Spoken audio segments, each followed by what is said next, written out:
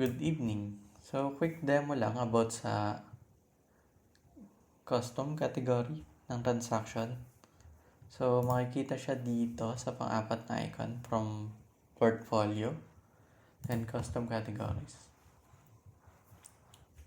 Wala pang nakalagay kasi wala pa akong ina-add. So, try natin mag-add. Add, lagay tayo ng test na lang. Wala akong maisip. Save, then yan. Si custom category, custom transaction category, pwede nyo siyang gamitin sa receive and sa send transaction.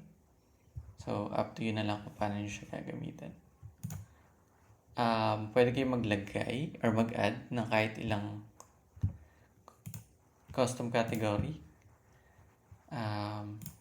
Kung ilang, kahit ilan gusto nyo. And kayo lang yung makakita nung i-add nyo.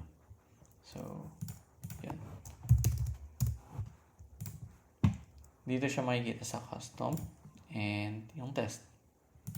Sabi ko kanina, pati sa receive, makikita din siya. So, kung mapapansin nyo, nag-iiba kasi yung category selection based on transaction type.